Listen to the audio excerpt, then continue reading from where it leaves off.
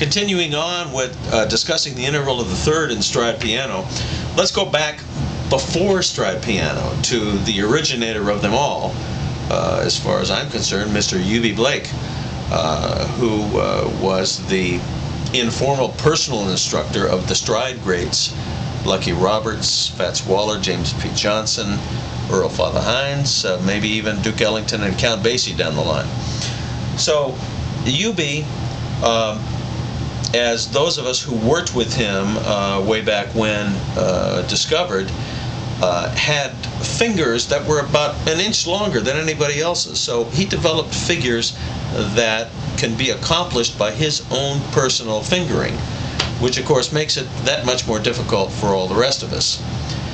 For example, a piece that uses thirds as the main melody by Eubie Blake back from around 1907 would be Troublesome Ivories. And he uses thirds in the introduction and as the main melody. Here we go, we're in the key of D flat here.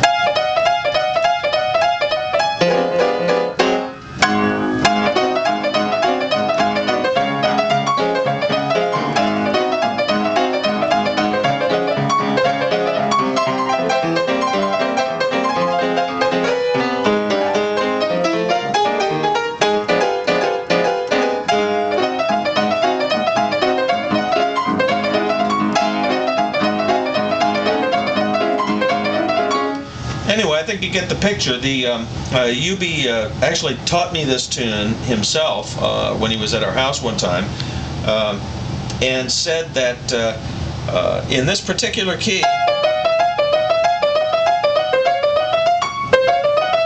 this particular figure fit beautifully, even better than in some easier keys like perhaps G or F. So be ye not afraid of the key of D flat major. Now, speaking of the flat keys, let's go to James P. Johnson and a piece, one of my favorite stride pieces that he wrote, called You've Got to Be Modernistic, where he uses whole tones in the melody and whole tone scales, even in the piano figures, but of course they're in thirds. So here we go. We'll start with the introduction. Now see, those are all thirds there in both hands. And leading into the main melody.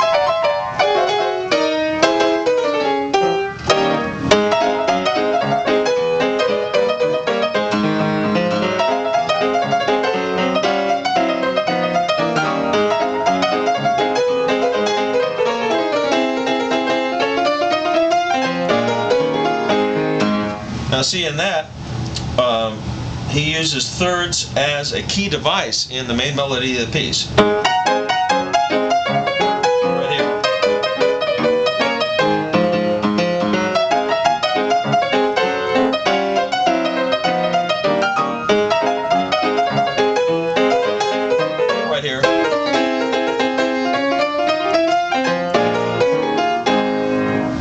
He's doing something different there in that he's not dealing with the conventional collapsing onto a major third in a piece that's in a major key, like in the previous examples.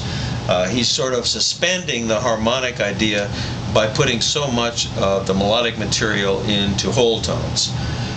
So that, of course, is James P. Johnson, who was a very sophisticated composer as far as the piano solos of that time.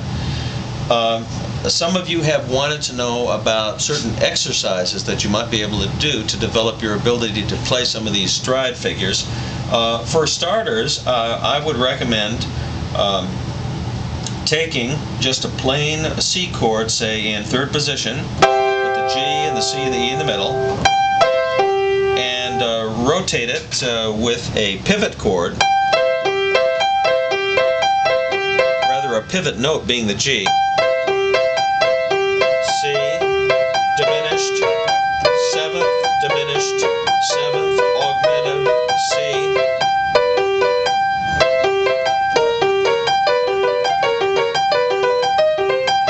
You can also try going thirds, leading from the chromatic third to the C.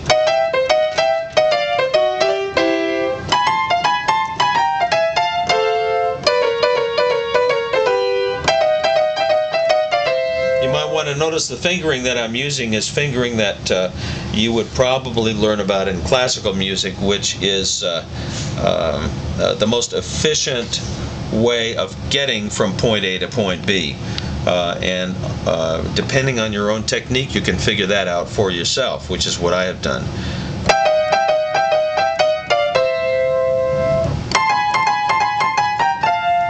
And then